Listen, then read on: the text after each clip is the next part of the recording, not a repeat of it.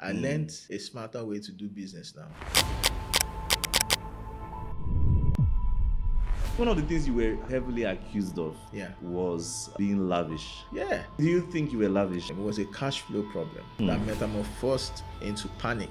Are there any regrets? Some of the ambassadors I worked with, How do you mean? like some of them, I wish I never met some of them because of what I later found out they represented. COVID was happening, a lockdown was happening, nothing was happening. All people had were their phones, and you were now the entertainment news. How many people were involved in this? You have a problem with a couple of people, and there are 200 million people. Are you going to shut down because of less than 1%? And I'm looking back like, how could you have been living life like this? Too naive as a businessman. I was too naive. Do you think that's a mistake you made? This is what I consider the failure of that. The failure of that was two things.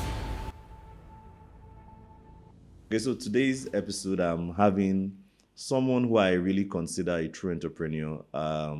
His story has been really, really inspiring to me. He's someone that I've rooted for his success. He has shown resilience through the years. And I'm sure a lot of you have come to watch this video because you're trying to get some form of gist. And I'm sure, well, but I'm actually here to get lessons. He's an author, a serial entrepreneur who has gone beyond. I think he has built one of the strongest brands in the past 5 years that has really moved people by building also a movement and a community that has never really been done before. And I consider that to be very, very impressive. So the lessons that we are going to share is one of his journey and how he has been able to navigate challenges and how he has been able to build success and how he has also been able to transition, and remain diligent, dogged, above everything that has happened. I'll even ask him about his mental health, of how he has survived all these things. Because people don't really care about the entrepreneur. Most of the time, they just judge us and they just call us out. So this episode is actually very special to me. So my guest, like I have seen from the thumbnail of this video, needs no introduction, is the one and only Wale Jana. Welcome, Wale. Thank you. How are you doing today? I'm good. I mean, it's so good to see you smiling and here. It took us a lot to get you, but eventually you made yourself available to us, and we are very grateful for making our time. I think when people see this video, I'm sure that people will come for a lot of reasons. Yeah. People will come for gist. Yeah. People will come for this thing. But if there's anything I've known, you've never been one to shy away from an opportunity, right, from adversity, from a challenge. I think I've seen you as a fighter. I've seen you as someone that, and I've been paying attention. Okay. So I want to understand, where does that come from? How, in your upbringing, how was it like for you growing up, and how has this informed your entrepreneurial spirit and your fighting spirit? For me, growing up was, I think I can attribute a lot of, how I approach things from the way I grew up. I grew up into a family of 9 kids, and my dad just had this way of just pumping you with self-confidence. Oh. As far as it was concerned, as far as we were concerned, we were like the best of the best. He had the way of telling you that you were a son, and the sons, don't mess up. Your sons, he just had this way of pumping you. What number were you? I was number 7. Wow. Okay. Yeah, I was number 7. Yeah. It just had that way. And then I went to schools where, they took it another notch. I went to King's College, Lagos. Okay. At King's College, they'll tell you, you're a king, and everybody around you, the respect you get as a Casey boy, you know that too. And then I left Casey in SS1, and then I went to the International School Ibadan. So ISL. that was another ISI. Yeah, that's another school where they pump you. So all around me growing up, I just had a lot of environments that pumped my self-confidence, So I grew up with that mindset that, whatever I was doing had to be the best, and I had to believe that I was the best. So when I wanted to start my business, and I went into it, and lots of people were telling me, I will sell perfumes and all of that. So was perfume selling your first business? No, ever? Interestingly, I'd actually experimented with a lot of businesses. When I was in school, I used to sell clothes. Then when I was working, there was a time I was selling jewelry. There was a time I was selling pancakes. you know, I've done a lot of funny things. But perfume, interestingly, because I grew up in a house where everybody liked perfumes. My dad was big Oh, on perfumes. really? Yeah. So I knew perfumes for as long as I could remember, Were any of your parents entrepreneurs? Yeah, my dad was an entrepreneur. He had a Oh, okay. bookstore before he became a politician. He had, Oh, really? in Ibadan then, Oyo State, it was one of the biggest bookstores around before he became a politician, you know. So yeah, I grew up with perfumes, a lot of perfumes. And it was big for me. I remember Givenchy, Davidoff Cool Water, YSL Cruise. I was surrounded with lots of stylish people, and everybody were introduced by their scents, when you smell Jupe, okay, it is my uncle Dio coming. When you smell Davidoff, it's my brother. When you smell Givenchy, it's my dad. So perfume has always been a family thing. It's always been a family thing, but I did not know that I was building a faculty. I thought everybody was relating to perfumes the way I was. That's the thing. So you have a gift. You are thinking everybody can smell what you can smell, but they can't. It was just me. And so that's how I developed this amazing, library of scents. And I'll walk into a place and people will be using different perfumes, and I could tell everybody what they were wearing, you know. So I can walk up to you and say, "Oh, you're wearing Versace blue." They'd be like, "How did you know that?" I said, "Oh, don't worry about it." So it was just something I used to play with. I never knew it was going to turn out to be a business. Wow. Yeah. So how did that now evolve? I mean, you always loved perfumes. Yeah. You always wanted to just for the fun of it, really, and just for the love of it. Yeah. Then how did you now begin to find your way into Sapphire Scents? Right. So in 2015, 2014, I was actually working in an organization between 2011 to 2015. I was working at an organization, and I was in the Benin office of that organization. And I used to get into a lot of trouble with my boss and all of that. So they wanted to separate us, and they wanted to punish me as well. So they said they were going to transfer me to Abuja. I was actually living in Abuja before I went to Benin. So, but this time around, it was what you call a disciplinary transfer. Let us just push this naughty boy. If to somewhere that, just throw him one side. Let's throw him back to Abuja. If you can't cope, then you probably resign, that kind of thing. So I go back into Abuja, and I remember showing up at the office on Monday, dressed to the nines, my suit was on point, my tie, everything. You know how people expect that, oh, this boy has just been transferred, he's been dealt with. He's supposed to come to the office looking wretched and, with some pity eyes and all that. No, I told them, Wale, you're back? Yeah, I'm back. As a matter of fact, I think the best thing that you guys ever did for me is to bring me back to Abuja. And everybody was looking at me like, what is this guy? Okay, sending you back to Abuja was a punishment? Yeah, a discipline. So, normally when organizations transfer you, they will give you relocation allowance. Okay. They will get you a house, they'll get you, they'll just make sure that transferring you will be comfortable. For instance, when we were going to Benin in that office, they got us a really nice house, furnished everywhere, driver, very comfy. So now you are being moved back to Abuja. No transportation allowance, no relocation, nothing. Just resume in Abuja. Oh, okay. You get. Now, my wife was in Benin. She was pregnant, 7 months pregnant with her first baby. I'm back in Abuja. You get. I had to start squatting, started sleeping on my friend's couch. So it was like, okay, I get. It was more like it was a punishment basically. But I didn't fold. I showed up at the office, looking very good. Told them, oh, don't worry about it. It's one of those things. I'm glad to be back, and I continued my work. So it was in the process. Now we were squatting my younger brother's house on the mattress on the floor, and I was thinking, okay, in a couple of months, let me see what I can do for extra money. I began to come up with different ideas. One of the ideas was I wanted to start doing social media management for organization, their pages on Instagram, But I wrote so many proposals. No, not till date. Nobody has called me back. It was in the process that one of my friends based in Dubai, came in from Dubai and brought a bottle of perfume. And, because I'd been around perfumes a lot, this was very different. It wasn't smelling like anything I'd ever smelled before. So the idea began to form in my mind, why don't I start selling perfumes? But I thought to myself, this person brought in from Dubai. I don't have money to go to Dubai and start getting perfumes. The more I thought about it, the more I felt like, you know what? Why don't you go to Wuse Market? I'm sure they will get something close to this. So I faced Wuse Market and I entered some store like that. They had all of these, there are different things, different smells. Some of them not even pleasant, but I had a gift. I didn't even know then, but I was able to just refine to like 4 bottles of perfumes, paid 30,000 naira for them, and I brought them back home. My wife had this red hair tie.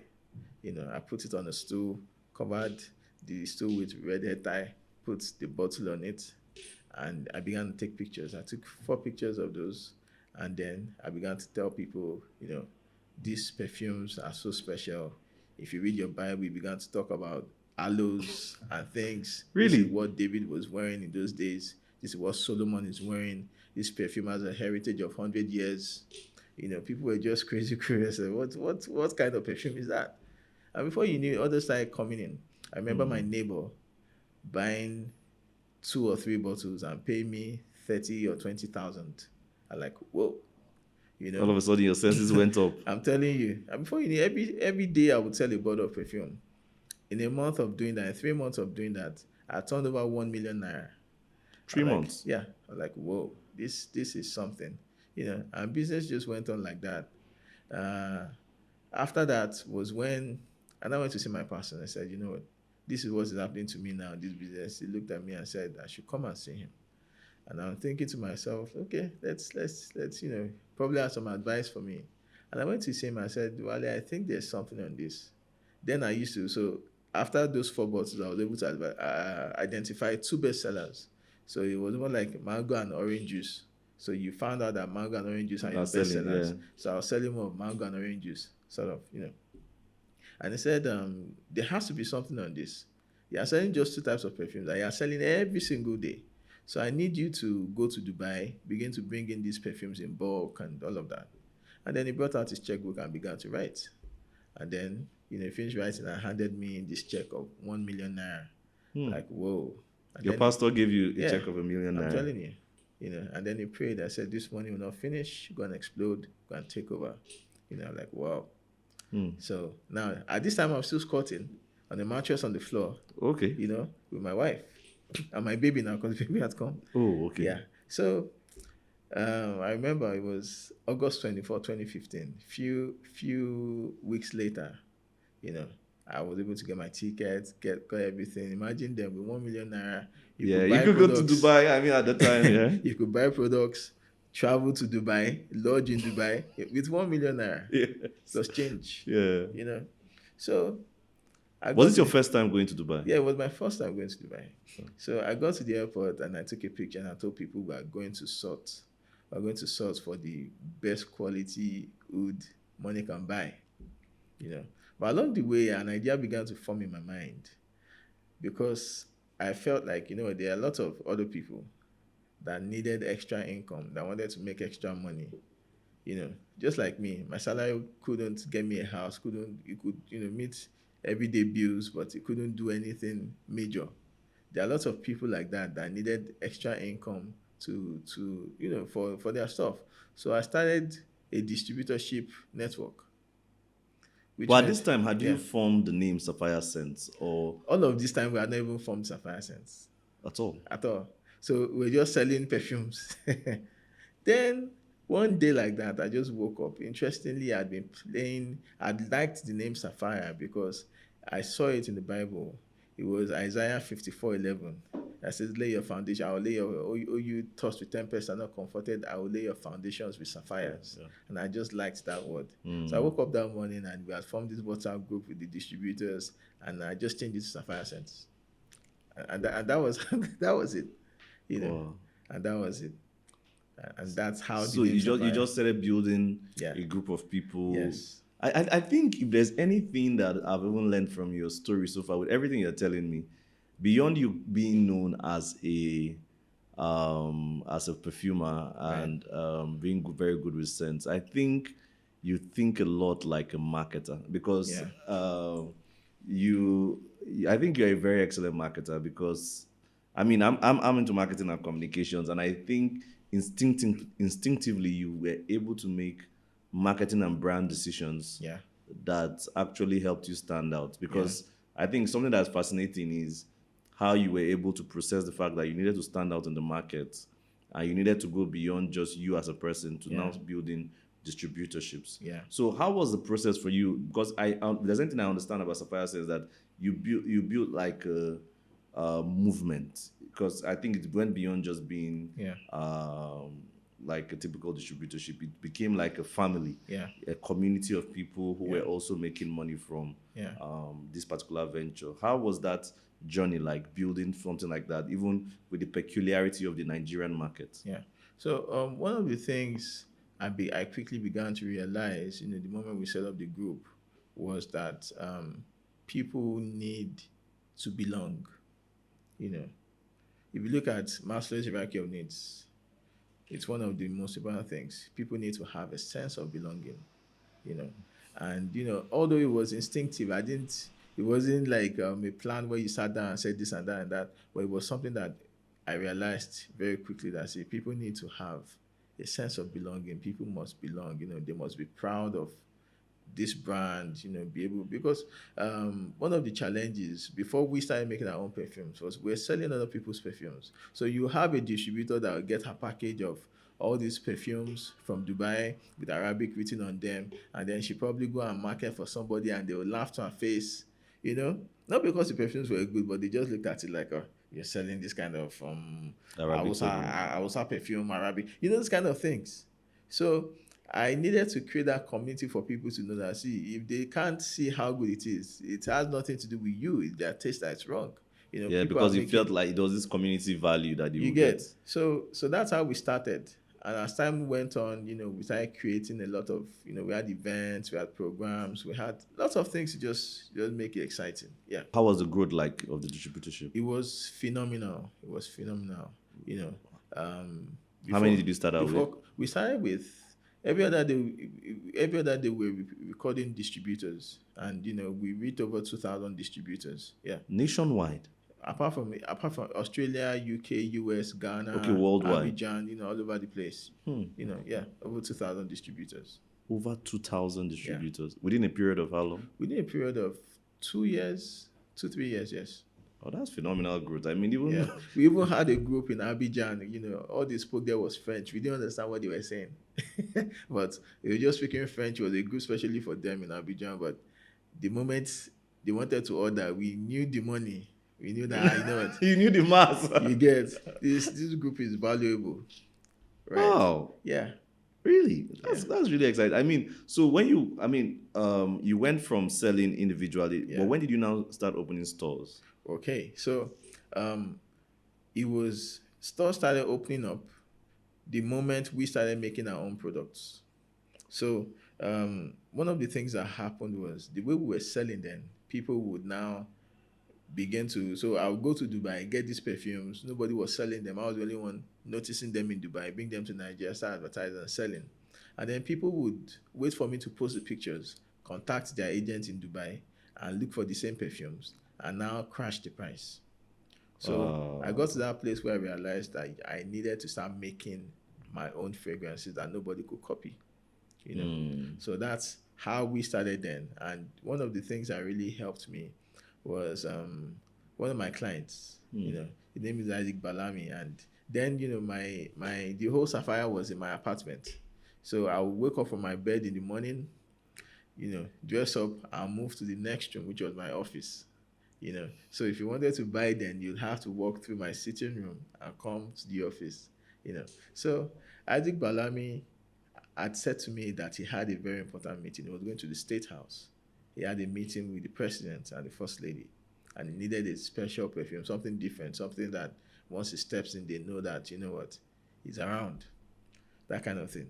So the last time I traveled, I started experimenting with perfume oils. But I just play with them, because as far as I was concerned, I didn't even have all the knowledge to start making perfumes. So I mixed something for him, and he wore it to the State House, and he walked past the first lady. And she said to him, "Young man, I like your perfume. What's the name?" And he came to tell me that. So that's where I got the confidence from that, if people are recognizing it like this, then it's good enough. So that's how I started making my own perfumes. So it was when we started making our own perfumes that we started opening stores. Okay, so you had built a network of distributors Yeah. for the Arabic perfumes. This time around, it was not your own personal It was brand. not even my own but it was brand. still called Sapphire Scents. Yes. But just More like Sapphire Scents as a name of a group, not the name of a perfume. You understand? Oh, I see. Because then we just used to call it oud perfumes. Yeah. So you were just selling oud perfumes. Yeah. With a distributorship. Yeah. At the time, before you went into making your own custom scents. Yeah. How many agents did you have at the time? At that time, I think we must have had around 200 or 300. Wow. Yeah. Selling on that man's product. Yeah. So it was when you now began seeing competitors who were trying to crush your product that you now started. You now moved into making my own perfumes. Wow. That's phenomenal. Yeah. So when you now started making your perfumes, how was that journey like? Oh, it was very, very interesting. Because I think this time around, you're now trying to build market acceptance. Exactly. We had very unique challenges. For instance, the first bottles, because we started with oil. Yes, we didn't start with spray. Yeah, the oils instead of spray. Because the bottles, for some reason, I felt like perfume would not stay in spray bottles, and because I'm new to all of these things, so we had these oil bottles that we were selling those perfumes at, and the covers were not proper in the sense that they were oil covers. They could not be very tight. Okay. So if you bought that perfume, then you'd have to give it to you like this.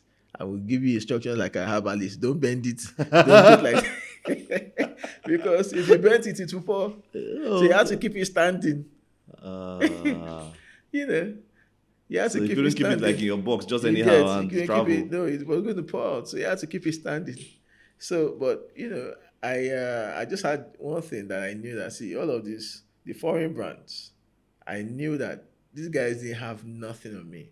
The only thing they had was better packaging, finance to market and promote the way that they could, and that was my dream that, I was going to build something that could rival the foreign brands, because as far as I was concerned, they didn't have nothing on me. They just had better opportunities. So, but I mean, at the time you were trying to build what you were trying to build with Sapphire Scents, did you have any mentors or anyone that was showing you the pathway, or were you just figuring things out? That's interesting, because in this part of the world, there was nobody to look at. There was nobody to look up to. I didn't have nobody that had done what I was doing. Nobody was doing it. Nobody.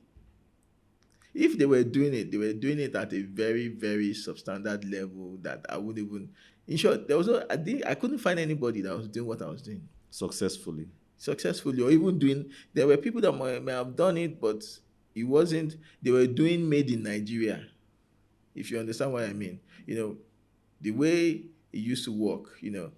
Just like even today, they bring the minister out or whoever to come and say a list of substandard products and just do this photo op. Nothing that made in Nigeria. You get nothing that you could carry your money and say, you know what, this product is where I stand with. This is what I use. This will compete globally. Proudly, you get. It was more like oh, let's just take a photo of and let people know that we are promoting. They do a little speech about promoting made in Nigeria. So I didn't want any of that. I wanted something that you would sample. And if they don't tell you that, okay, you know what, it's some Nigerian making this, you have been using it for 10 years and swear by it, like, you know what, this is some excellent stuff. So that was, and there was nobody doing that. So I didn't have anybody I could relate to. I was just doing things and making things happen as I went along, So that's why, you obviously made those mistakes. Absolutely. So you were always in the lab, iterating, figuring things out. Yeah. And how was that for you, basically? Building from a Nigerian context in terms of when it comes to product packaging. We are not the easiest market to build from. Absolutely. Especially when you're trying to build like consumer goods. Yeah. I saw my competition as the foreign brands. So I could look at what they were doing. I learned very quickly that a perfume bottle has to be pretty. It's almost like a beautiful woman, and it has to be, it just had to be different. You had to look at it and be like, you know what, this is some glamorous, luxurious thing. And if the bottle and the packaging match the scent, then you're in business. So that's what we ended up doing. But unfortunately, the kind of funding we got was where we got into trouble, Before you come into that, Right. in type of funding you got, how did you go about sourcing these bottles and these materials and all this is like, because I'm understanding that those things were not made in Nigeria, were they? Yeah, no, they weren't. Okay. So we made our bottles and cases in China, and we designed everything from scratch. Okay. We had to tell them, we had to design, we had to draw, design, graphics, everything. This is how we want it to be. We want something with a crown, in a gold bottle, in a blue bottle. This is how Sapphire should be written. This is what the case should look like. It was a very tedious but interesting process for me. So I was having you fun. made your bottles and packaging in China, Yes. and made your perfumes in Dubai. So the raw materials in Dubai, and then Raw materials, yeah, they now then- ship everything here, and then I mixed everything. Mixed here. everything to So your- we had all the machines, cooking machine, spraying machine, sealing machine, all of that. So more like bringing all of the raw materials, Assembling here. and then assembling it here, mixing the perfumes, producing those perfumes here. Okay, so you now basically were like the Coca-Cola keeper of the secrets. Exactly. You knew what was Exactly. in each of the perfumes. Exactly. Okay, but did you go to any school for this? No, I didn't. It was just a gift. It was just a gift that. So how did you learn to mix perfumes? I just learned it. Interestingly, I just learned it. It's having this gift that has been latent, off the top of your head. I enter anywhere, the first thing I recognize is the smell. Subconsciously, subconsciously, you don't even know. Then one day, you're just looking like, okay, this one and this one. What if just like someone that wants to cook stew, and then you say, okay, you know what? You know how people experiment in the kitchen. I say, okay, you know what? Today let me try eggs and something Dodo. else. Let me see if it will work. Yeah. So I just started playing around like that. Mm. And I think my major gift when it comes to perfumes is instinctively knowing perfumes that can sell what people would like. Okay. So you do this mixture, and then it just makes sense. You're like, you know what? This will sell. This is good. Mm. So, And that was but as you were going about your journey, basically, I think from what I've found out from what you've shared with us now, you were basically someone who was always just experimenting, Yeah. always just looking out for data, Yeah. always learning. Yeah. So you were basically self-taught. Yeah, exactly. So coming to what you spoke earlier about the fact that as you were trying to grow, you're trying to expand, you started doing locations, Yeah. right? How were you able to handle that aspect of growth in terms of people, in terms of the fact that you had an existing distributorship, Right. right? Because then again, some would say you're competing with them in the market. So I think it just metamorphosed. You get now selling from my house to getting the next flat in my block of flats and turning it to an office. From there to looking at it and saying, you know what if we get a proper space? And that's where we went to Jabi Mall. And then you now realize that you're positioning for world class. You need a production factory, you need a place where, BBC, everybody can come and feel like, this is something amazing happening in Africa, And that's how we set up the office. And they came, they came from everywhere. Came from everywhere, from BBC, from Forbes, from CGTN, name it. Everybody came. Wow. Yeah. To come see what Exactly. the African perfumer was doing. Exactly. But one of the things I know is that you've gotten a lot of media attention. Yeah. You've gotten a lot of both good and bad, Yeah. for different reasons. But Right. I think around that time, one of the things that I observed that you were very big on, like I said, was the fact that you're a marketing person. Right. I don't know if your background is in marketing. It's not interesting. What's your background? Mass communication. Oh well, kind of. So I think it connects. Yeah, because actually, interestingly, my major was on advertising and public relations. So then we can come back there. I think the oil is there too. Yeah, it is. Beyond perfume, I think the oil is there It too. is. So I think something I observed was your ability to build a brand around Sapphire Scents, right? There were various deliberate steps that I saw you take, from the use of Yeah. influencers to the use of user-generated content to the use of competitions. Can you just walk us through around some lessons and some strategies that that worked for you as a business person trying to explode this brand? And what were the ones that worked? What were the ones that you kind of feel failed? Okay. For me, one of the things that stood out, I remember being at Dubai Airport. That was 20. I think it must have been 2017, thereabout, around 2017. And I was at duty free, and I wanted to buy a wristwatch. And I was looking at all of these wristwatches, and I saw some really nice ones. But because I didn't know the name, I couldn't trust the brand. And it hit me like a punch in the face. People will not buy what they don't know, because we're talking money here. Yeah. People won't just experiment their money, unless you have excess. We're all drinking Coke today because it's trusted.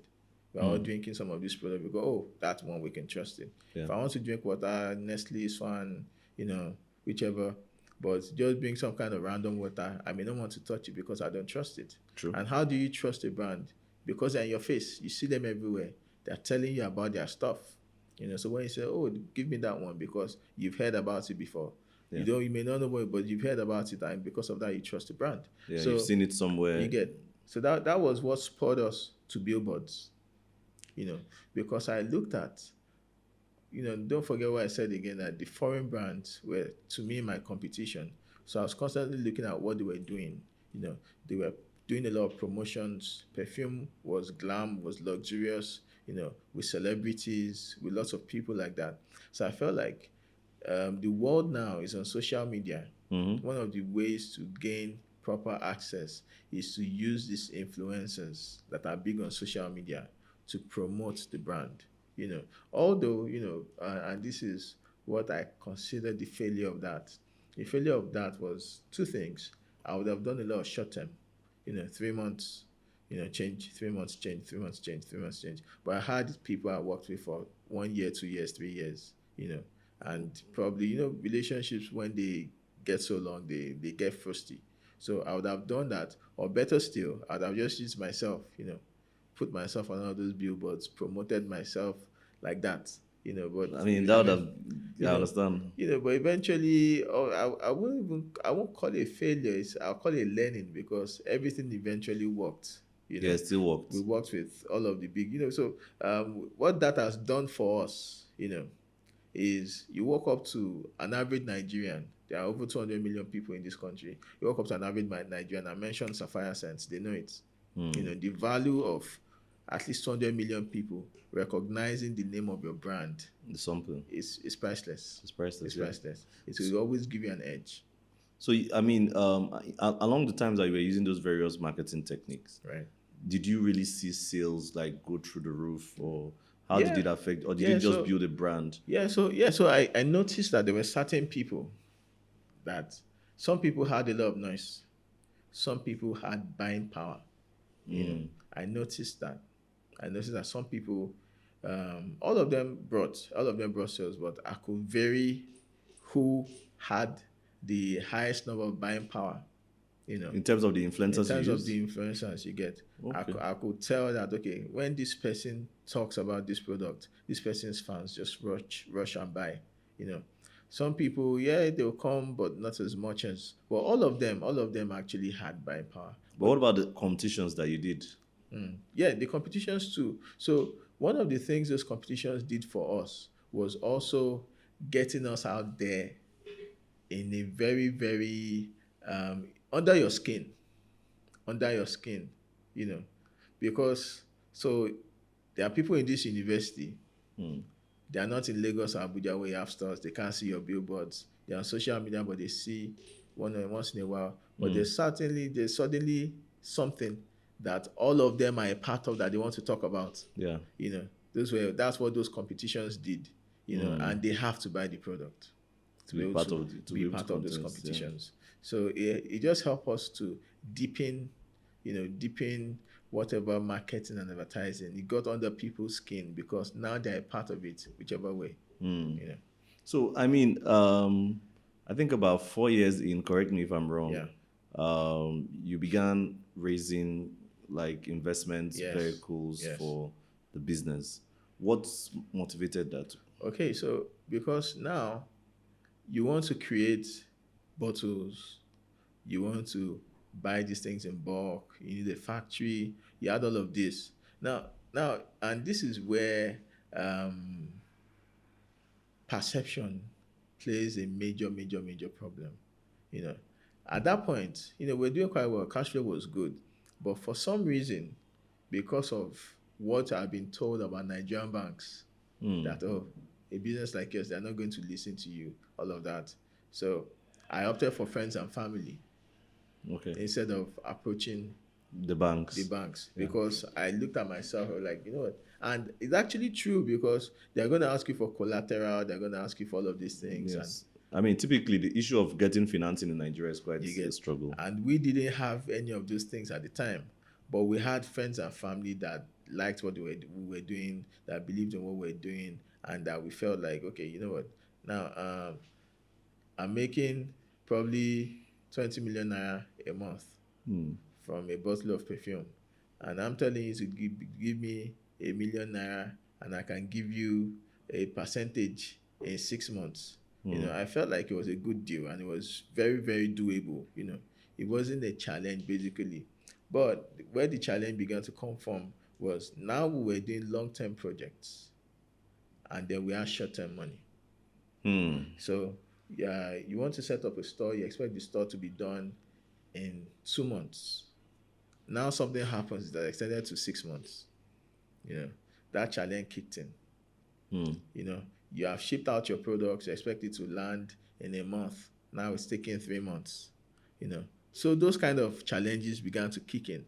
And then the tenure that you had was short to pay back. And even being short was not even the problem because people like the products, buying power was there. And then suddenly in 2020, COVID lands and just changes everything. The trajectory of everything. Now, you see, people don't talk about the effects. People, in private, they will agree what the impact of COVID was to businesses. But of course, when someone is owing you money, you don't want to see, you tell them, COVID is a long time agreement ago. Is agreement. You get. But people don't realize, how serious the impact of COVID was on businesses. How did COVID impact your business? Okay, so now I produce in China. So I think even just that statement alone. you are beginning to get it. I produce in China. You have sent money. You have put everything on the line for your next set of products that are coming in that you want to sell. You're expecting the products to land. Then COVID happens and everywhere is shut down. Right? And that was the heat of it. You understand? So now, okay, you have 20 million to produce your products. You have put all your 20 million on this product because you know that when it comes, my money is not stuck. I'm going to sell it and make money. So money has been sent, product has been done, but COVID has happened. Everywhere is shut down. So product is stuck, money is stuck, and you can't get your product down. Wow. And then you have a deadline of people that you have to pay. Now, you see, Nigerians... Was COVID the tipping point? Yeah, it was. It was actually the major tipping point. Normally in business, you have 1 or 2 challenges. So money is late or it can't come in, but all of those can be resolved. But the tipping point was that place. Because I know that there were some people that I think prior to COVID were complaining or having some challenges, but then there was a time it was like everything just So what really happened? Yeah, so what people don't know that COVID had actually started at 2019 November, maybe even September, because I was actually supposed to go to China. I'd gotten my visa. I had my visa. I was going to go to China for maybe September, and they didn't let people fly as of September. I recall there were lots of... Yes. So at that November, December, China was already on fire. So we over here were just managing But it was nothing out of the ordinary because business happens like that. Nothing spectacular. You get sometimes money is short, sometimes all of those, but you know that you have something big coming in that can help you deal with your challenges. So 2019 December, we're just managing ourselves, expecting that the next year all of these things will happen. Then 2020 comes and you realize that what you thought is just going to be a 1 week, 2 week thing is actually a serious thing. And then by March, there's a lockdown in Nigeria. Yeah, that was when Nigeria did their lockdown. And that just changed the game because suddenly the focus moved from luxury products, perfumes, all of that. Yeah, typically any luxury products began to suffer. You get to survival. People just wanted to eat. People just wanted to be safe. Nobody was thinking to buy products. And that's when what we took for granted, making money every day, alerts waking you up in the morning, for the first time you realize that, wow. Everywhere went dry. What is going on here? It's quite interesting. I was having a conversation today with like an Egbon that I look up to. He was around, and then he told me something. He said, Elijah, COVID taught me to diversify. Yeah. He now quoted a scripture in Ecclesiastes where it says that cast your bread upon 7 days. Then now said no. Invest in 7, no 8. For you don't know. For you don't know where. What? Yeah, because and he now said that you don't know what evil will come. He now quoted the answer. You don't know what COVID will bring. I'm telling you, that is. Because I think his own testimony was that he had a rice business. So that was a rice business that took him through because he's into advertising. Everything was shut down. Yeah. He's into media creativity. Everything was shut down. I think he's into one more thing. It was shut down. But real estate too, it was shut down. But that rice was one that helped. Was what helped him scale through that period. For those of us, for us, we're invested heavily in this approach because and it's a luxury product. Yes, and it's so sweet. You have a ready market. I'm not even selling retail. I have a distributorship market that buys whatever I'm selling.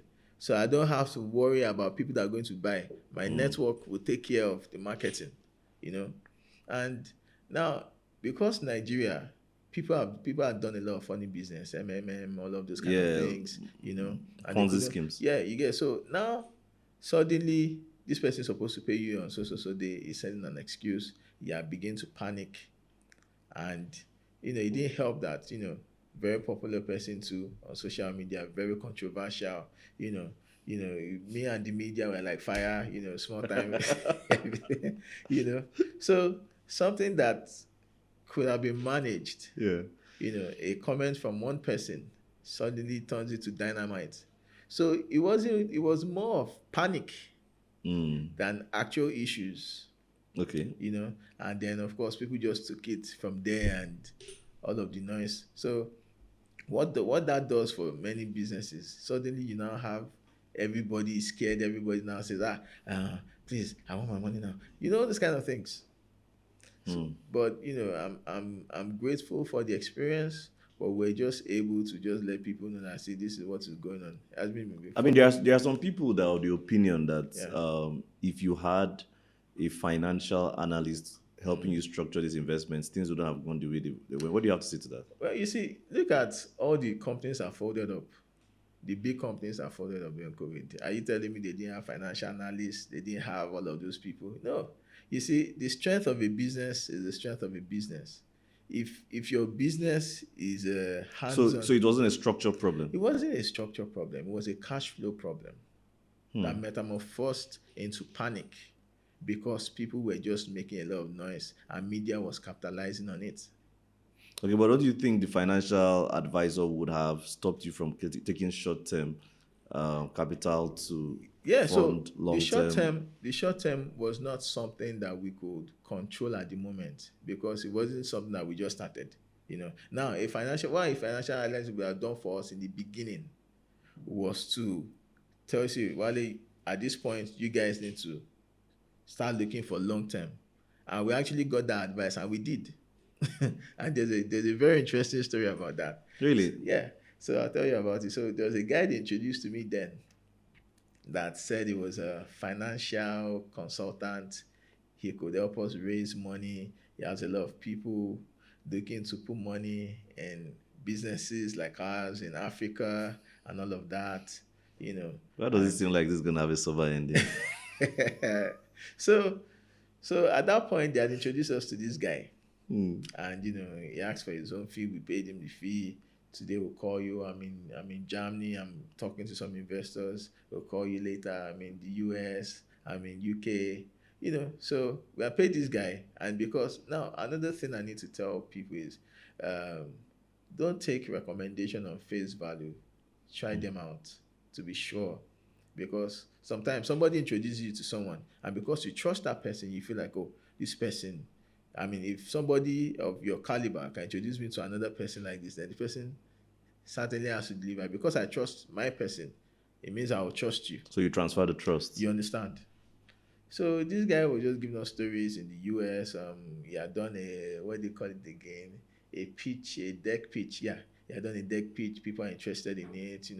By September of 2019, August, September of 2019, you should have at least $1 million, all those kind of things. So we were very excited. We were pumped. We didn't even, that's why we're not even really bothered about anything, because So that kind of puts your mind that $1 million they come. I you will get, settle every short term I'll settle every short can. term, do my business the way I want. Yeah.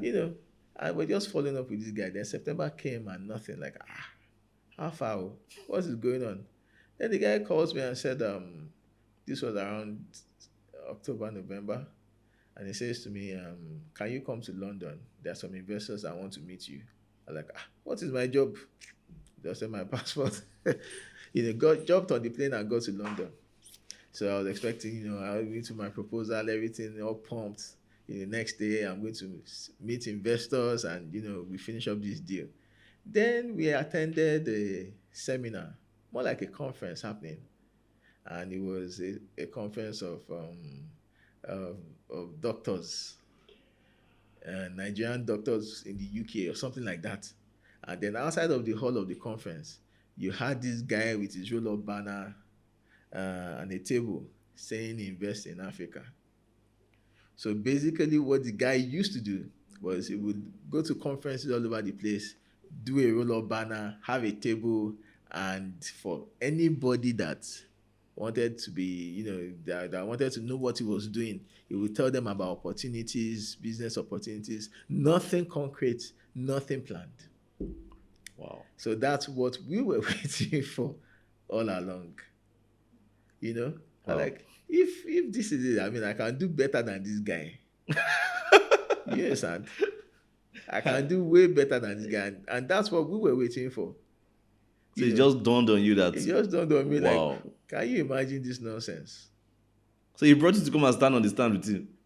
Not even on this. We're just sitting down. And, seriously, this is what you do. This is what... And, you package yourself, put yourself together, have an office in Ikoyi. People will feel like, oh, this guy actually is in some boardroom talking to some real... He wasn't doing any of those things. Wow. So by the time COVID came, so it was more of a media trial, because even with all of the challenges, Sapphire is still, the perfumes and everything that we do in Sapphire is still what we still do.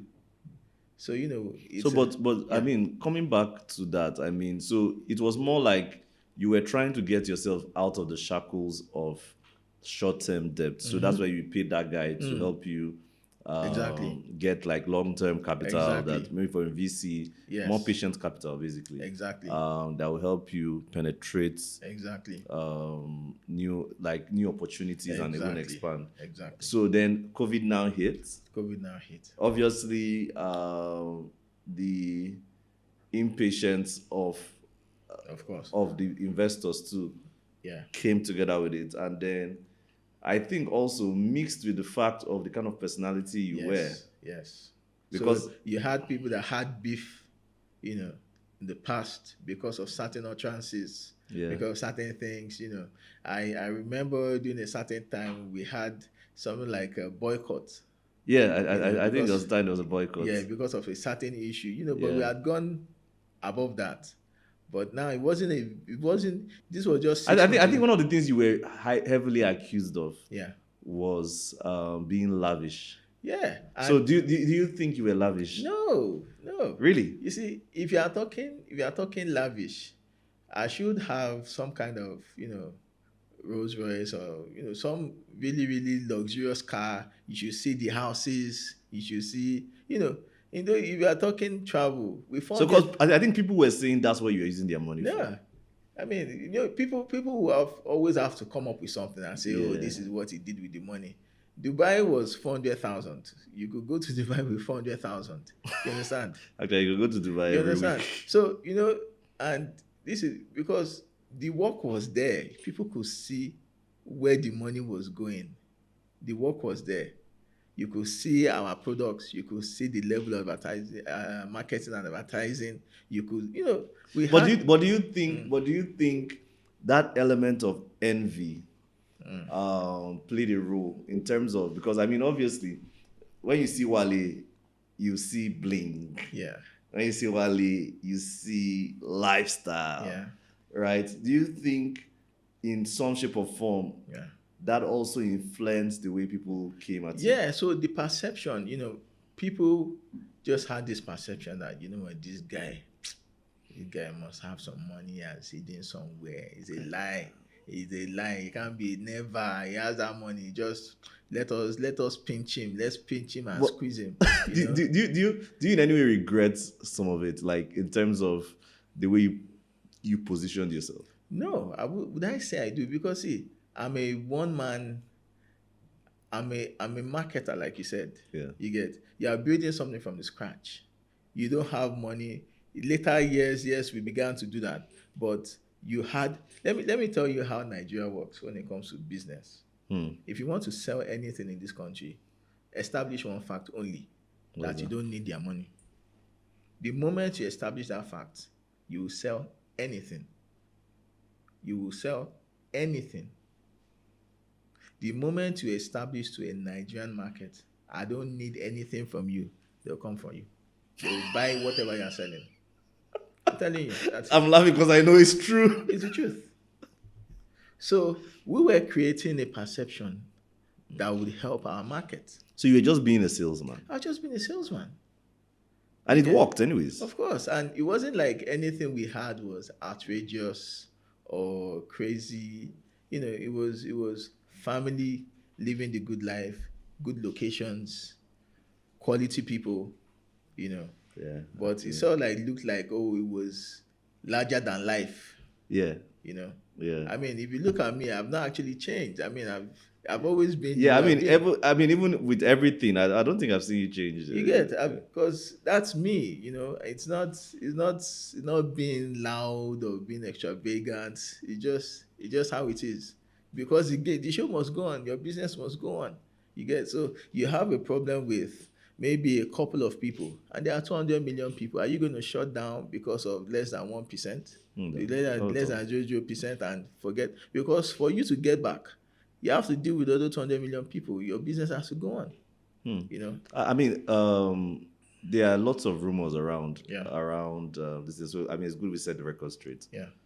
What were some, or how should I say, let me phrase it this way, because there's really something I really want to get out, which is the fact that how did you navigate the fact that, okay, you have this bunch of people coming for you. Yeah. I think I even remember Sega Link came in one time. Yeah. Yeah. I think you put out a statement, and then, like, how did that whole, when it got to the thick of the storm? Yeah. What exactly really happened? Like, let's set the record straight. What exactly really happened, and how did you navigate it? And are there lessons from Yeah. it? So it was, like I said, it was more of media trial, Okay. right? Now you have blogs talking about you every day.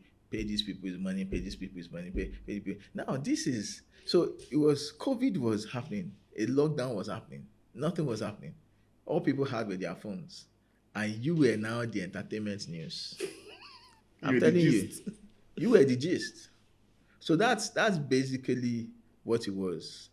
That's basically what. Yes, you are owing people, but it was not supposed to be something that was going to go crazy like that. You know, we're reaching out to people, we're talking to them, we're trying to. But when you're owing money, there's only one thing people want to hear: My money back. a lot. A lot, Any yeah. other thing you say doesn't make sense. Nobody cares for explanation. Nobody cares for the only thing that makes sense. The only thing that proves that you're not a scammer, regardless, is alert. If you don't get the alert, you're a scammer. You know, so it's a terrible, terrible, terrible, I think there are terrible. people that say that you blocked them, that you stopped this thing. Why You know. was what happened So after? let me explain that. So some people come to the business page. I mean, there's a place where we did all our transaction, maybe on the WhatsApp and all of that. Then you now come to we post a product. We are trying to sell this product to pay you your money. Then you come to the comment section of where And we're you're trying to sabotage. You understand? Just like saying somebody has a store, you pour refuse all over the front of the store and say, "Pay me my money." How will the person sell? To pay you back the Do money. you understand? Yeah. So when the people that overstepped that way, we had to block them off for the business sake so that we Yes. can pay you. Now, you see, one of the other challenges was there were so many people. There were so many people that had the same challenge. You know, another thing you want to know when you get into trouble, make sure you have a good lawyer. You know, if you have a foolish lawyer, you are done for. The first lawyer we got was, oh my God, I don't know how that person passed law school. You get like writing dummy in front of somebody and I say, "Yay, that's my lawyer." I'm telling you, she was disastrous. Oh my. Like she was. You need a lawyer that has sympathy for what you're doing, because when you're owing money, it's a lot of emotions involved. People will come and tell you stuff like, "Oh, It's a crisis. So you get, my father just died and the money with you is what I'm supposed to use for the burial. My daughter is in the hospital." You get lots of very emotion wrenching messages that paint you as the devil incarnate. You get, and for a fact that, see, that is not what happened. This is just what happened to business. Another approach is, in this part of the world, and because of how business is structured, if you do business with someone, especially you're owing money, it's more like they put their money in the bank. They don't want to hear anything. Yeah. They don't want to hear anything at all. They just want their money when they want it. So you need a lawyer that understands that part of business, that is not thinking like, this one is just a thief. You don't. Yeah, I'm sure you just carry this money. That kind of thing. So we got into a couple of troubles. So it was kind of like your first lawyer was against you. You get that kind of thing because at first. So one of the foolish things she made us do then was we're trying to settle some people out of court, or they call it I forgot one. Alternative dispute resolution, No, ADR. it was actually in court. So we had a consent judgment sort of to say, okay, these are the terms, this is how we can pay and all of that. The lawyer didn't read the clause well, because the person put there in one of the clauses that they can come to if we don't pay on time, or if we default on any of the payments, they can come to the office and pack stuff. And we didn't see it. The lawyer that's supposed to watch out wasn't seeing it. So one day, I just came to the office, and now, when those kind of things, they pack things that are not supposed to affect the running of the business, more than things that they consider assets. But these people packed machinery, they packed, things that you are supposed to use for production. That was I think that was very, very, low for me. Then of course, because there's a media trial going on, they put that on the blogs as well. So when all this were happening, you made a statement that when you were trying to raise these monies, you were raising monies from friends, families, people that you're familiar with. Yeah. How because these were the people that you were typically raising from, this were the circle of people. Yeah. They were part of your community in some shape or form. I know some were new, but how did this make you feel? Like seeing people who were like friends or families and the rest, how did you navigate that? It was that whole period. It was so painful, because for someone like me, I think the worst thing that can happen to me was getting into debt and not being able to pay back. You know, I'm I'm crowd. I'm quite. I'm someone that likes. I enjoy my independence. Whatever it was, I like to be able to walk away from things. Now you are owing these people. You can't walk away. Like shoot me already. Do you understand? Just Hmm. I would appreciate that. I So get what it you was mean. it was very, very, very. It's still very hard for me to process. It was I don't know. It was mind wrenching. So, And wait, did you have people who were like friends who it's almost like you saw a new color of them? oh, that one. So many people, so many people. One of the things that still drive me, is because I'm a very vindictive person. So if you watch Game of Thrones, you remember where Arya Stark, Yeah. before, is it Arya? Yes, Arya. Yeah. Before she sleeps every night, she called some names. The names of those guys, the Hound, this, that, the people they had to treat Yeah. Yeah. before she sleeps. Yeah. That's me. You know. Like no, like whatever this thing is, we're going to deal with it to the very, very, very end, because there has to be a comeback, there has to be a payback. So, like you basically mentioned the names of people you are owing to ensure that you pay them back. Oh, yeah, that's me. Like I have to look at everybody's name, memorize it, look it like, you know what, we are getting everybody on this list done. You get it? Because this is not the end of the story. So I had to do that every day. So it kept me like, no, you can't fold. You never fold. You have to finish this. You get this has to be under your feet. So you lost friends in this Oh, process. a lot of friends, a lot of relationships. But I'm also grateful for it, because you see, many times you need to know the quality of the people around you. You get, and only challenges can bring that out. Many Can people reveal are, that. are very shallow and myopic. So for many people, they were almost treating you like, hey, this is the end. There's almost, this is the end. And I'm looking at you like, what's up with you? You get, I don't fold. Where I come from, you get. So there are people that used to pick your calls before, but stop picking your calls. I wouldn't even call you. But if I notice your attitude, I won't even bother. You get. But I just noticed a change in attitude from a lot of people, because they thought this was something that, oh, this guy is never going to recover from this. You get. And because I'm a stubborn person, I think one of the reasons the business took off in the first place was because people told me it couldn't happen. So I'm one of those people. If you tell me you cannot do it, that's where my energy is. It reminds me of something that understand? what's his name? Bishop Oedipo. He says that the more you castigate me, it is my food. Yes, yes. So for some of us, it's food, it's resilience. It just teaches you to be tough. It makes you tougher. So for me, it's become a learning experience. So when somebody throws this kind of punch at you, you now learn again. So there's another kind of way to do this. There's another punch that can come from here. So I add it to my syllabus.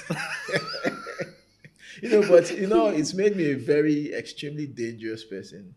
The Bible talks about David. David is a fighting man. He fought 66 battles, he lost none. Yeah. Because for 13 years before the real battle started, he was running from Saul, and all they were doing was fighting. So, I strongly believe there's something God wants to do with all of this experience. There was a time they were, I had issues with some policeman and all of that, and there was their station and all of that. And I told them, like, see, I'm going to do politics. So they were just laughing. I said, all this experience that I've learned with law enforcement, how am I going to waste it? I can't waste it. You get, what are you going to throw at me? What are you going to throw at me that I've no experience? So that's it. I mean, I'm sure you've seen EFCC. Oh, You I've been there, seen it. collected the t-shirt. I'm telling you, stories for another day. That's why I say I keep on updating that book, because there are things that I can't talk about in fullness yet. So, but I mean, right now you're in the process of recovery. Yeah. You're in the process of ensuring that everyone that's owed is being paid. Oh yeah. How have you been navigating that process? Because I've seen you also. I mean, you've been pushing Sapphire Scents, and I must celebrate that doggedness. I think for me, what I like is that doggedness. But even before, I mean, but did you have seasons where you cried?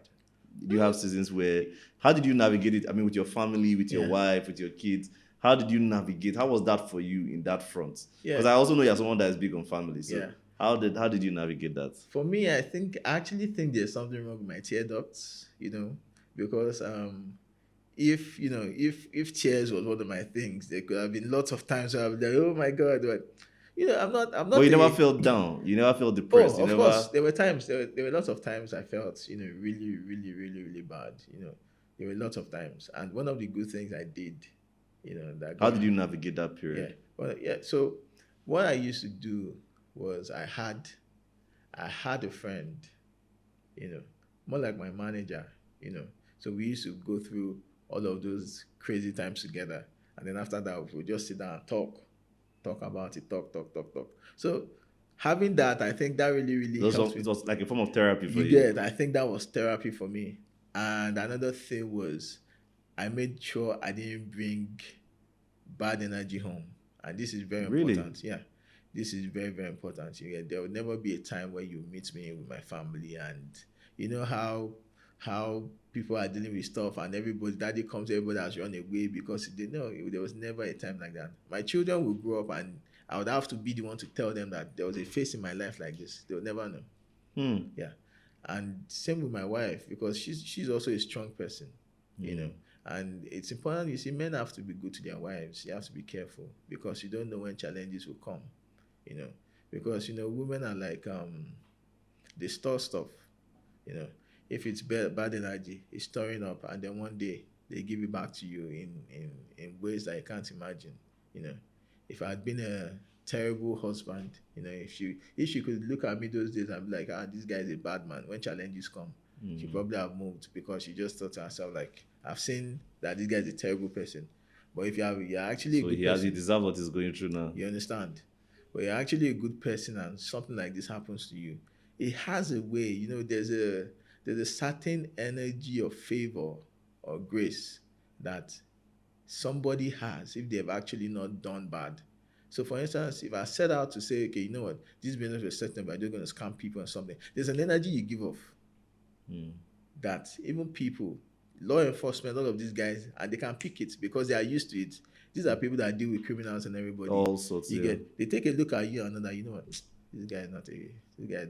this is just business gone bad. It's not what, It's not a Ponzi scheme. you understand, it's not what people have come to paint. You understand? And there were people that even felt there was one lady that was telling me, Wale, you know that if you had run away, it would have been easy to deal with. But you are here in front of me, you are talking to me. How do I deal with you? That is it. So Yeah, because I mean, thinking of it within that same period where yours happened, yeah. I mean, it's worthy of note Yeah. that a lot of businesses Yeah. within that period also who were not very sincere. Yeah. I mean, I think that was when you had, I don't want to name names, but A lot of them. And everybody just disappeared. and everybody has up to today, we don't even know where they are right now. Now let me tell you one of the things that happened to me. That was the day I've cried. They've been telling me about this woman. When I watch her on video and I'll see people crying, I'm like, what is always wrong with people when they are talking to you? Just everybody crying, like, what's all this drama? A church, so she's not ministering Holy Spirit or something, but she's talking to people and they're crying. I'm Who's like, that? who is this person? And I've known her for years, but she was also one of my investors. So one day she called me after the whole I know who you're EFCC talking thing, about. yeah, and she told me, Wale, you know what? I have a lot of my money in lots of places, and you are owing me a couple of millions too. And you know what? All the places I have my money, I can't find any of them because they run away. But I see you deal with your challenges. I see you collect your blows and everything, but you're still here doing your thing. So you know what? That money, cancel it. And she didn't stop there. Then she gave me another set of money. And I'm just looking at this woman like, what? I had no defense against something like that. It was love like never experienced Yes, before. because I had friends and family, I had people that knew what we are about, that knew my business in and out, that were causing shaggy promax for me.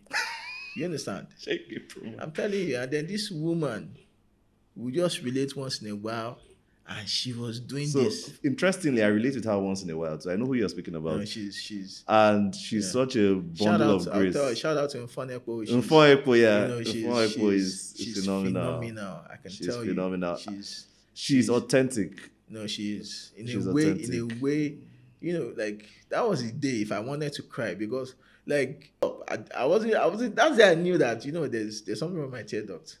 I messed up because it was shocking. Because when many people call you like that to talk to you, they obviously want to ask, so I'll find my money, when are you going to pay me, all of that. And then this woman is just saying stuff and saying, cancel one and take. I, I was dazed. No, Like, Mfon is phenomenal. She's I shout out mean, to her. I give it to her. I give it to her. Shout out to her. I connect with her. I look at her like Nigerians opera, just that she has not started the show. Yeah, But she needs to. If she starts a show, you just everybody you have tissue paper. just oh. I'm telling you. I know her I'm telling voice you. phenomenal. Right. So I mean, but navigating difficult times, right? What are some? I know you just recently wrote a book. Yeah. Scars, right? Yeah. What are some scars that you can share with us prior to when we get to read the book? So one of the things I tell businesses, and I wrote that book because we just see the glam side of entrepreneurship. Oh, I started with 10,000 naira, and now what, 1 billion. You look at Dangote, you look at a lot of these guys, and you just see them living the life. Nobody is sharing about what they had to deal with, and what they had to deal with is crazy. The average man will die. 10 men. 10 men. Will not take the pain. You guys will not take the pain of what a successful entrepreneur in this country can take. So one of the lessons, I would share with is pay attention to overhead. Because you can get very excited and just keep on doing stuff and you're not paying attention. I see this is my profit ebbing away constantly. I learned a smarter way to do business now with the same impact, or even maybe even more impact than how we're doing is spending millions of naira before. So what you want to do as a businessman at all times is to reduce overhead, maximize profit. Without reducing quality. If you think about it, I'm sure you can come up with a way to do it. It's one of the smartest things you can do for yourself. It's one of the very smart thing you can do for yourself because it will help you on troublesome days. Yeah, to ensure that your overheads are low. Yeah, and your quality still stays exactly quality, and then your profits are maximized. Yeah. I mean, so do you think that's something that's a mistake you made? So do you think that's something that's a mistake you made? It was, I would say it was partly necessary to do it that way at the time, but it could have been better. If you had paid attention to that. If you had paid attention to overhead, I would even have achieved more. It wasn't a waste. I wouldn't call it a waste, but there was more like saying that there are 5 ways to do something, and you only looked at one way instead of exploring other ways. Are there any regrets? Would I say I have regrets? Yeah. That comes from some of the ambassadors I worked with. How do you mean? Yeah, like some of them, I wish I never met some of them because, yeah, I wish I never met some of them because of what I later found out they represented. I wish I never met some of them. That's quite deep. Yeah, it is. It is. I wish I never met some of them. Never met at all. Never. One of the issues I have with using influencers really for a brand, because I mean I run a media and tech company, and we often find ourselves needing to use influencers, And I think one of the things I tell them, especially for an early company, is be very careful so that the influencer does not become the symbol of your product. So you can use them long enough for promotional purposes, but not for identity purposes. Yeah. Because when you use a particular influencer for identity purposes, whatever happens to that influencer, happens to you. And it almost becomes like 2 in 1. I mean, there are people that said Wale Jana was doing money laundering. Exactly. So now this is interesting because that was actually what people thought I was doing. How I wish, because then you would have entered trouble. Do you understand? Because now you had all of these politicians, using your products, posing with your products, all of these photo ops. So that's what people thought we were doing. You get that's what people initially thought we were doing. But what later they now began to realize, now that even was a blessing because in this period I've actually attracted more billionaires than I've ever attracted. Now, let me tell you what's strange thing about these guys. They won't give you money, they will endorse you, they will advise you, but they're also watching you. And that helped me because many of them they'll tell you, oh, Wale, you remind me of a time I was dealing with so and so in my business. So I see what you're going through. But don't worry, it's going to pass. Some of them will call you as early as 6 a.m. and tell you, Wale, I'm just inspired. I'm just inspired by what you are dealing with. See, let me tell you something. I've been there. This is what happened to me. They'll not give you shishi. They'll not give you shishi, but they will introduce you. They'll give you opportunities, but they'll not give you shishi. But it's okay. I'm honored by the fact that you recognize and understand that I'm going somewhere, and you're aligning with me. I mean, but how did you navigate the fact that you were also, I mean, you're someone that's vocally a Christian. Yeah. And you push a lot of Christians. And I don't even want to drive the conversations to some of your perspective on issues because well, it can be controversial. I am. I mean, it's beautiful. It's beautiful to see. I love it. The going through all of this, I'm sure there are people that told you be preaching gospel. People that told me that you're always talking about God and money and tithe and giving, and I say, and God, now you're broke. And I'm just laughing. I just look at it like, oh well, life is about seasons. Yeah. Life is about seasons. The fact that you had to go through a season that is crazy, and everybody has been there. The Bible says, as long as the earth remains, seed time and harvest, summer and winter, day and night. Yeah. So it is the faithfulness of God that you have gone through one season and you experience another season that is not so good.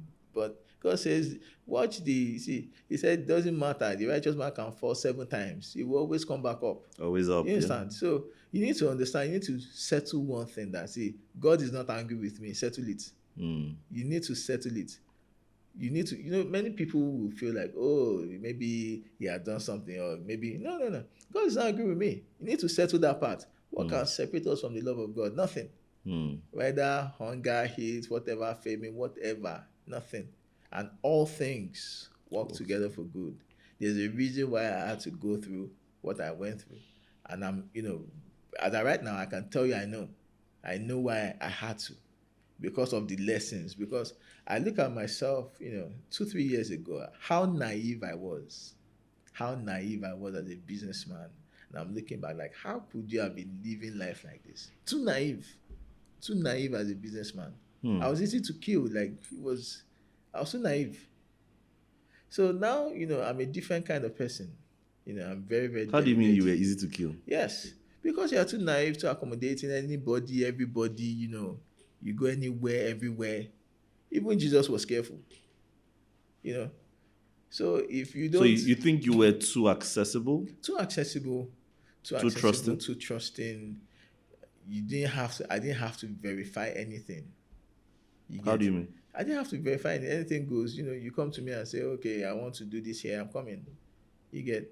So I was too open, too trusting, too naive, too accessible, Now I know there are even some monies you don't take. You get...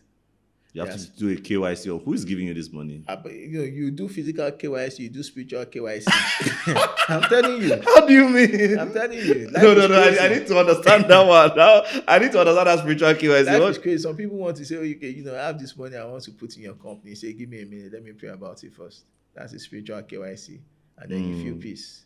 And then you say, okay, I'm going ahead to take this. What lesson made you? What lesson made you make that lesson? Now, you see, a man of God gave me 1 million naira and my business exploded. You get? There are people that can give you 10 naira and your business will just pack up.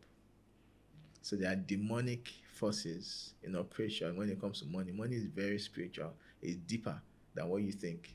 Hmm. And when it comes to, you being vocal about God and money is involved, just see, it sounds like a joke, but look at all the businessmen that face all the crazy challenges during COVID. All of them were Christians. All of them were big givers in their church. All of them were, they affiliated with God. All of them. All of them. Hmm. You get. So these things sometimes are deeper than you think. So you have to pay attention. You have to know what's really pay going on. attention. Yeah. I mean, there's a lot of sorcery. There's a lot of. I think I was listening to. I think it was Pastor Poju. I mean, don't quote me, but I think it was him. He was talking about the fact that one of the reasons why also I'm very careful about what aspect of my life I put out there, about the presence of evil eye. There is. And you must be very sensitive to what aspect of your life gets put out there. Yeah. Because what people don't know, they can't kill. I learned it, talking about that. I learned a lesson before I released the product. Then once I conceive it, I put it on my page and said, "This is what we are doing. Coming soon." And I would notice that the idea would suddenly begin to suffer. It may not even come true. But guess what I do now? The product would have been in my warehouse before I even tell you that the product is happening. So a lot of things that people can spoil if they know about it. So this life. So what I mean, a lot of things have happened in the media. What do you think is the perception of people that they have of Wale Jana? And what do you think is the unheard or the part that you think people are missing about you as a person? Well, for me, having come this far, I don't really care about people's perception and opinion. But if you care to know me, you see, my work. My work is what speaks for me. You understand?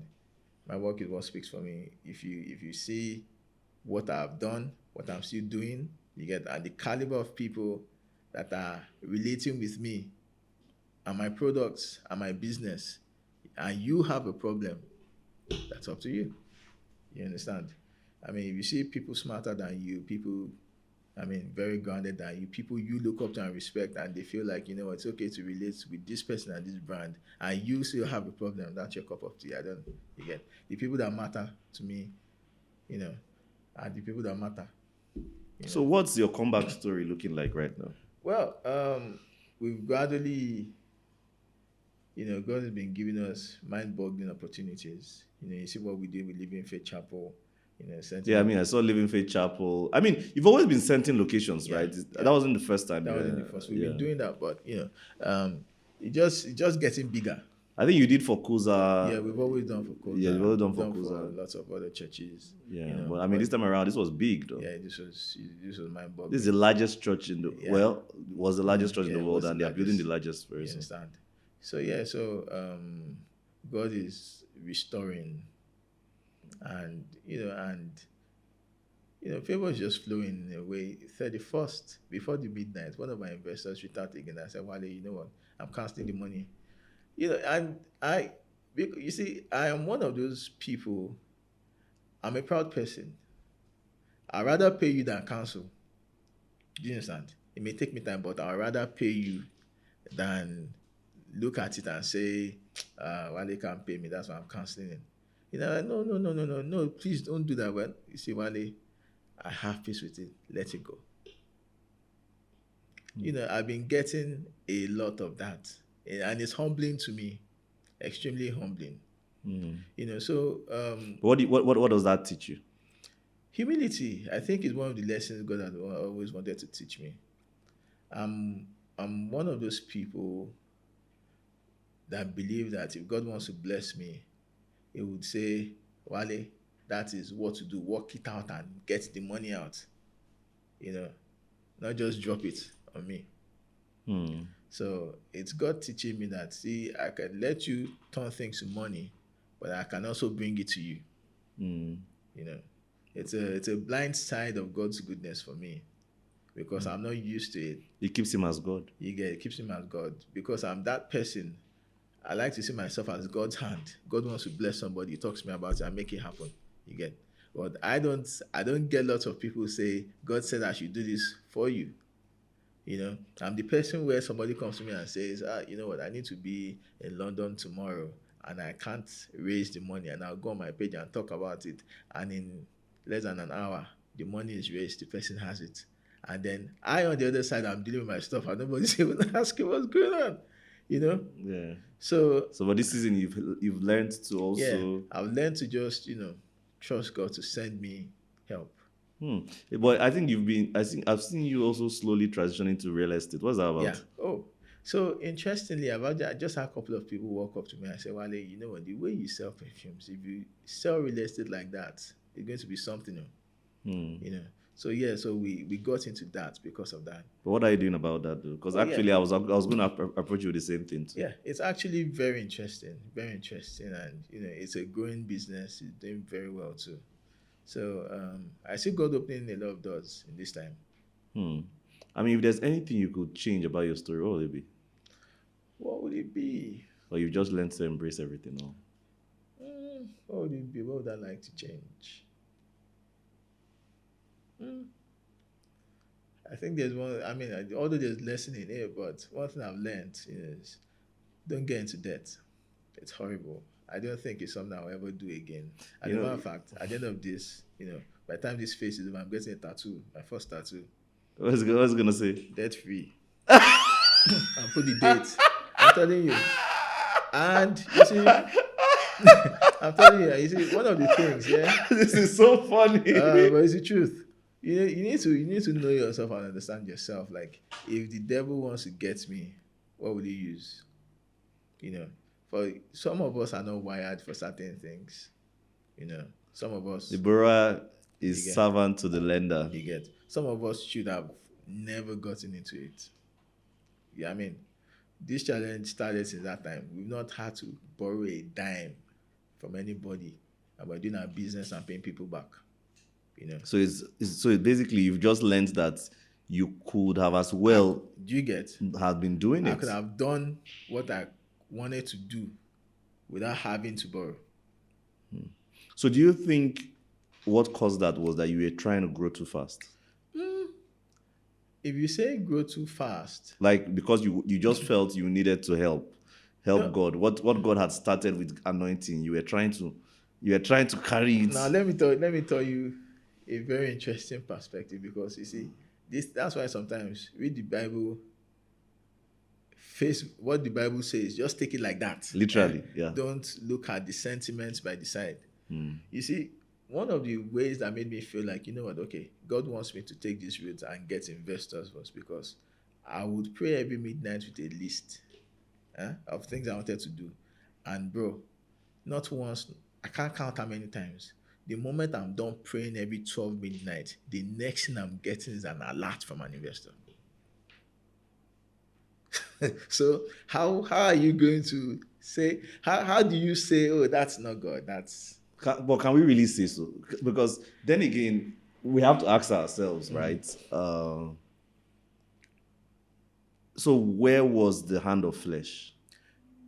So, looking back now, I would tell you that it was more of flesh, but he has set this thing in motion.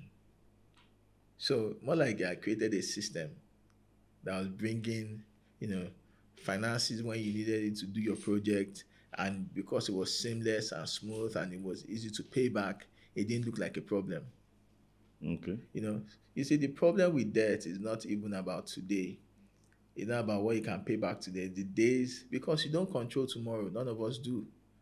It is the days where challenges come and you can't do as you always do. So do you think you went beyond the realm of taking the debts and paying back as the Lord brought you, and then you now went to the point of creating a system around the debts? No, so more like, if you are not dealing with challenges in something, okay, so I take 1 million from you, I can pay you 1 million with interest, everything is fine. Thank you, Jesus, that happened. You get, and you are doing that effortlessly. You don't have a problem. You feel like, okay, God made everything easy. But there's a downside to it. On the days that things don't go as planned, that's when you now begin to realize that, you know what, this is more of human, because it was easy to do, not God. Are you getting my point? So I'm not Okay. I'm not getting that fully. Okay.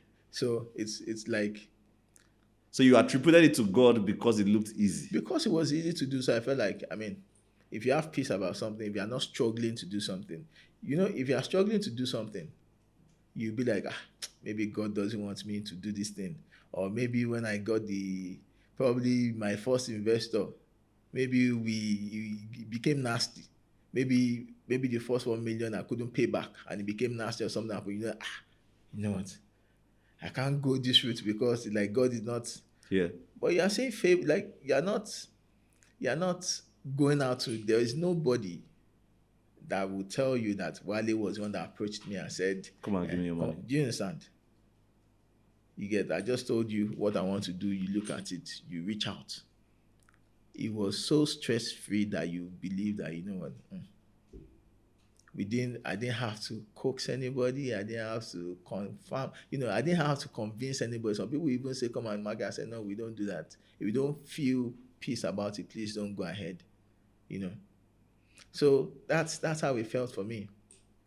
But what do you learn from that? Oh, that's why I said in the beginning that I say take the Bible as it is. If the Bible says this, take it, hook, line, and sinker. I don't try to feel like maybe. So which part are you referring to now? Which part of the Bible are you referring to now? The borrower is servant to the lender. You get, the borrower is servant to the lender, because you get to that point where some of your days are not yours because you have to deal with issues that concern these matters. So for me, it's a big lesson. It's a some people do it successfully, and they don't have issues. But for you just begin to realize you're kind of person that see there are certain things you can't do everything. There are certain things that are not going to work out for you. And for me, I think debt is one of those. I'd rather have a partner.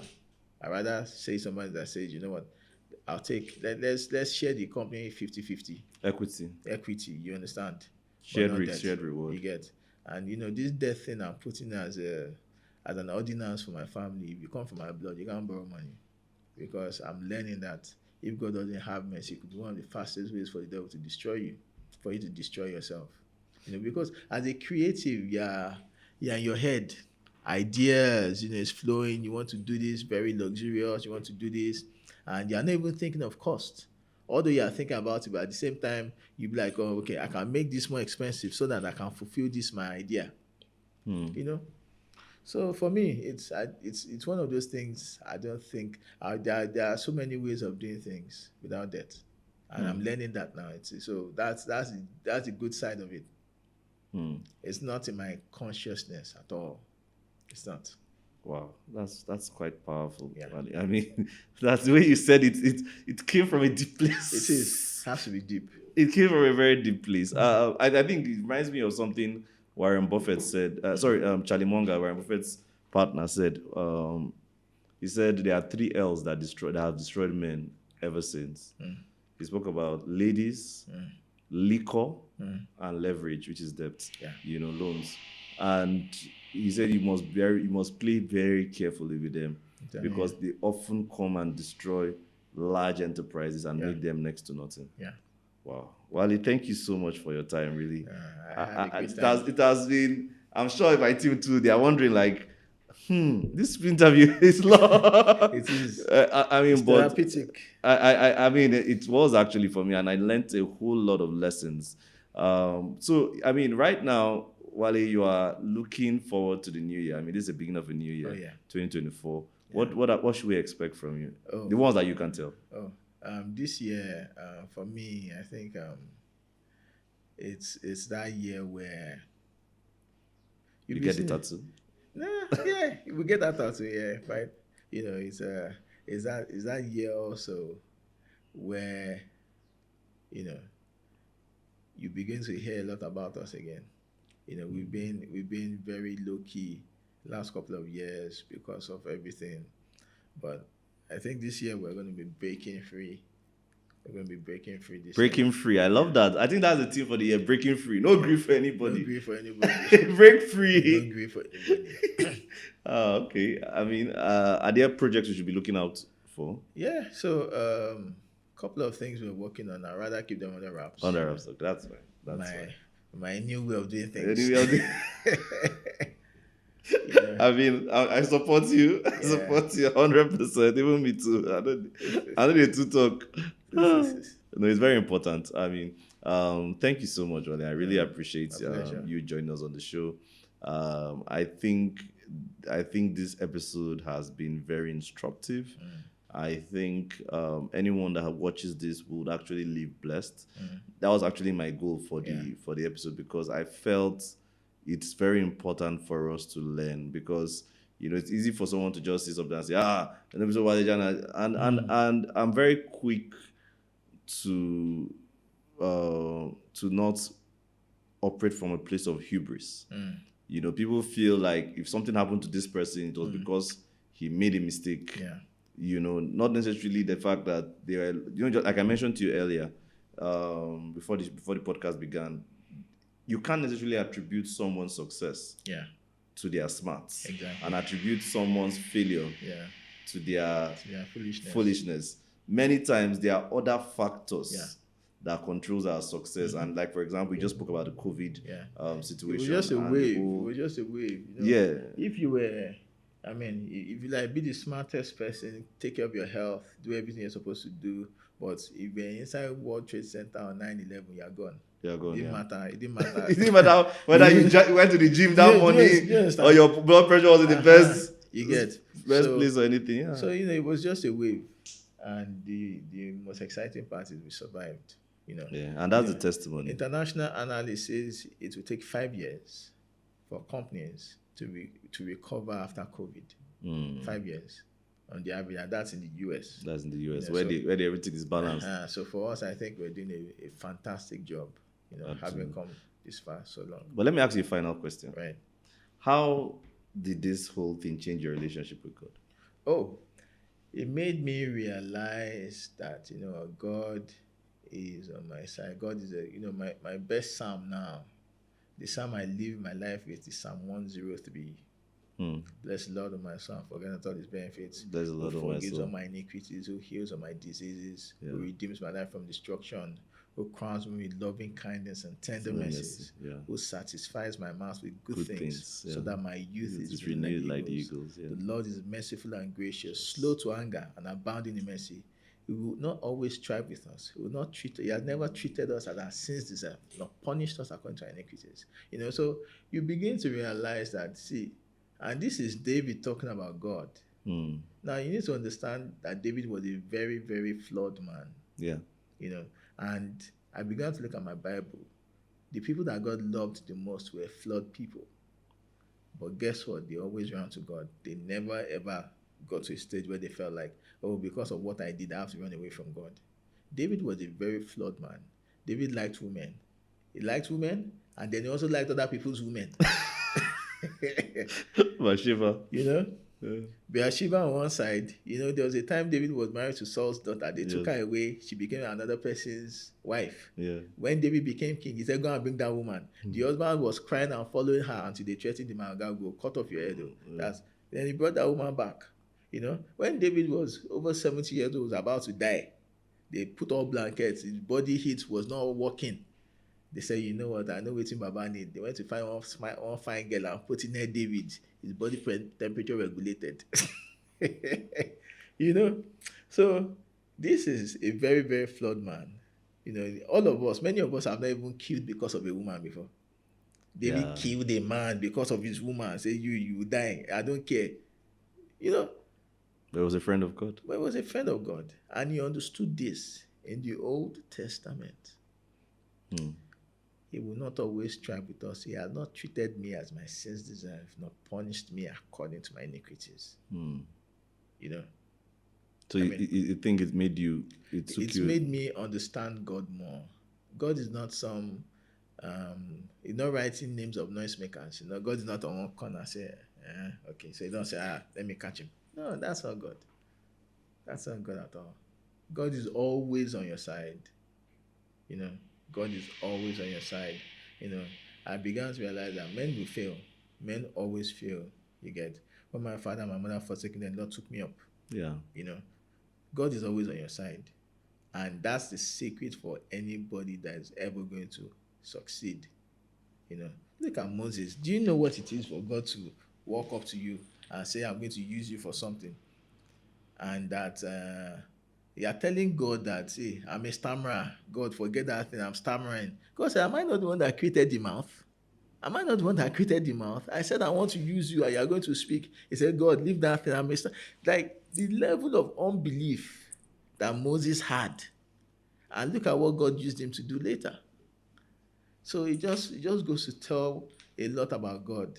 You know, we have been painted a picture that is not always true about God. So you when you get into certain things and the way God shows up for you, you begin to realize that you know what, I tell God all the time, I say, you're the only one I got. You're the only one I've got. Thank God you don't mess up. You know. So what advice do you have to someone that's watching this and is going through a personal crisis, business crisis right now? What would you have them do? Like what are some key action steps that you have them take that you think would help them a great deal? Someone that's in the middle of a crisis, maybe something similar to yours or something different but business related. First of all, I want to tell you, be bold. You have to be extremely bold. You know, be bold. Don't allow fear. Because you see, for many people, fear destroys them. All the people that faced the same challenge we are facing and ran away, do you know what happened? There was fear. They just feel like, this thing is out of hand, let us move. You know? For many of them, I'm thinking wherever they may be right now. I mean, imagine because you're owing people money and then you run away, then you're in some country, before you come out of your house every day, you turn to the right, turn to the left. Some of them will never see their parents again. Some of them will never see their family again because they had to run away because of fear. You get? There's nothing that cannot be resolved. Nothing. Absolutely nothing. So, be bold. Don't let fear take preeminence. Because if you are bold and you won't let fear take preeminence, I think the other things will just work out. They'll just align. Because those are the two emotions that get to people, and it's because of the barrage of emotions and opinions and all of that. And another thing is, wherever you feel that people are going to damage your self-esteem the most, wherever you need positive energy when you're dealing with stuff like this. You don't want to be around people that are judging you and looking you as if, oh, look at this one, look at what he has done. You rather be by yourself or find a place where people will celebrate and understand what you're going through. That's why I keep on talking about it. For that was too deep for me. It was, she messed me up. I don't think I can forget in my entire lifetime. She messed me up bad. So, like, you are using your actions to say something, right? You've been saying it since you've been dealing with your challenges for 3 years, 2 years, 3 years, and then somebody just puts it in words. I didn't have to tell her this is what it is. So be bold, don't let fear take preeminence. And what about people who feel like you owe them an apology? Well, we've done a couple of apologies. We've done a lot of apologies, a lot. We've apologized, and there's never a time that I even send a message to anybody that we're owing that we don't apologize. Two things I always tell them is, we are not taking your patience for granted. We are so sorry for how long this is taking. So if it's apology, we've done a lot of that. And you've taken responsibility. Oh yes. God. Yes. Thank you so much, Wale. My We are pleasure. very grateful. Guys, thank you for joining us on this episode. Like I told you, lots of wisdom, lots of lessons. It's a long one, and I'm sure you've learned a lot. Share with those who you know need to watch this. As a matter of fact, share with every business person you know that is building from Africa, because there are lots of lessons to unpack here. And I look forward to having Wale when he releases his book. Yeah. It's going to be phenomenal. And I don't know, when can we expect your book? I need to get ready this year. Before my birthday in May, I think I need to get it done. I think you should release it with your birthday. That would be a great gift to the world. Thank you very much, Wale. My pleasure. Do have a wonderful one.